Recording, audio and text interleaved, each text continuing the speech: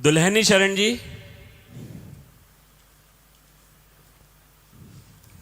जय जय कोटि कोटि प्रणाम। जी।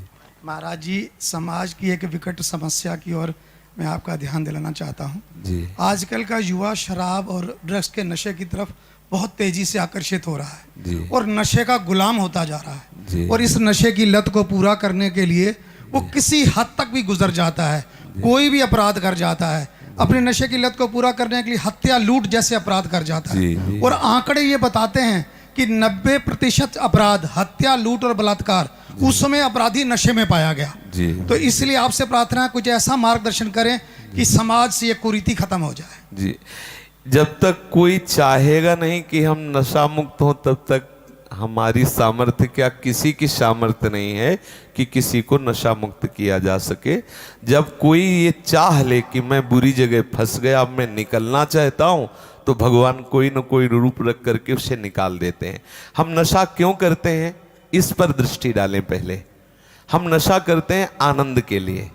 हमें एक भ्रम हो गया है कि भांग में, गांजा में, तंबाकू में, चिलम में और शराब में, ड्रग्स में, इसमें एक आनंद है। ऐसे प्रलोभन से हमारी बुद्धि ने हमको किसी भी नशे से जोड़ दिया, और जब हम उस नशा को करते हैं तो हमारी बुद्धि होती है शिथिल, और हम उस शिथिल और उन्मत्तता को आनंद समझ लेते हैं। धीरे धीरे हम उस शिथिलता और उन्मत्तता का ऐसा प्रभाव पड़ता है, इतने आसक्त हो जाते हैं कि हम उसके बिना जी नहीं सकते। और वो उस प्रमत्ता में, उस उन्मत्ता में, उस प्रमाद स्थिति में वो बड़े बड़े दुराचार प्रवृत्तियों से भी युक्त हो जाता है। उसका शरीर ऐसे ऐसे रोगों से ग्रसित हो जाता है। अभी कुछ ही दिन पहले एक अपने हैं, शायद यहाँ बैठी हूँ, उनके पति शराब पीते थे, उनका लीवर खराब हो गया। हर उपाय करने पर भी वो अभी कुछ दिन हुए उनका शरीर छूट गया। वो वृंदावन में ही है। तो अब हम क्या करते हैं कि हम आनंद के लोभ से नशा करते हैं, और नशा हमारा सर्वनाश कर देता है। जब तक हमारी समाज में ये बात प्रचार प्रसार नहीं होगी कि ये नशा आनंद नहीं, नशा तुम्हारे नाश का कारण है, नशा तुम्हें दुख देने वाला है, स्वाभाविक तुम्हारे आनंद को छीण करने वाला नशा है, तब तक इस समाज के जो नए युवक हैं ये सुधरने वाले नहीं। आजकल हम लोगों को ये सिखाया जाता है कि थोड़ा सा नशा कर लो तो बहुत अच्छा रिलैक्स अनुभव होगा, और आप समाज सेवा जो भी आप करते हैं वो बहुत एकाग्रता से करेंगे। इसी लोभ से और इतनी थकान दिमाग में हो जाती है लोगों को, वो समझते हैं कि शराब पी लिया, कोई नशा कर दिया, रिलैक्स हो गए। जब तक भगवान की शरण में नहीं होंगे, जब तक शास्त्रों का स्वाध्याय नहीं होगा, जब तक वो किसी संत महात्मा की आज्ञा के अनुसार नहीं चलेंगे, तब तक सच्चे आनंद का परिचय नहीं होगा। सच्चे आनंद का जब तक परिचय नहीं होगा तो ये झूठी बातें कभी नहीं छूटने वाली। इसीलिए लोग गंदी आदतों में फंसे। मुख्य उनका लक्ष्य है आनंद। आप देख लीजिए, कोई भी नशा को बोले चलो आज फुर्सत में शराब पिया, आनंद के लिए ना, लेकिन वो क्या शराब उनको आनंद देने वाली है? क्या ये नशे आनंद देने वाले? पर अज्ञान के कारण वो ऐसा करते।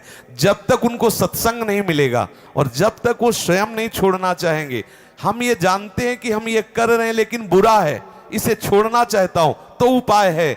जब वो उसे छोड़ना ही नहीं चाहता, उसे गुण मान लिया है कि ये हमारे आनंदित होने का, हमारे विश्राम का, हमारे रिलैक्स होने का उपाय है, तो कोई नहीं छुड़ा सकता है। इसलिए हमें लगता है कि पहले उनको सत्संग मिलना चाहिए, वो इस बात को समझे कि मैं गलत आचरणों में हूं, मुझे छोड़ना चाहिए गलत आचरण, फिर वो छोड़ सकते हैं। पक्का समझ लीजिए, हर नशा आनंद के लिए करते हैं, और वो नशा उनके आनंद का नाश करने वाला है। आनंद तो सच्चिदानंद प्रभु के चरणों में है। जब तक प्रभु के चरणों का आश्रय नहीं लेंगे, तब तक ये बात सुधरने वाली नहीं है। चाहे कसम खा के देख लो, एक कसम खाओगे एक विषय की तो दूसरा रास्ता निकल आएगा, दूसरे व्यसन का आश्रय ले लेंगे। जब आनंद मिलेगा प्रभु की तरफ, तो फिर उनका मन शांत हो जाएगा। निज सुख बिन मन होई कि थीरा। इसलिए हमें लगता है कि जो अपने समाज के लोग हैं, इनको शास्त्रों का स्वाध्याय करना चाहिए, सत्संग करना चाहिए, और अपने बुजुर्गों की आज्ञा का पालन करना चाहिए। व्यसनों से दूर रहें, नाम जप करें तो बुद्धि शुद्ध हो तो भले सुधार हो जाए, नहीं तो हमारी और आपकी कोई बात सुनने वाला नहीं है। अगर ज्यादा कहोगे तो पिट ऊपर से जाओगे।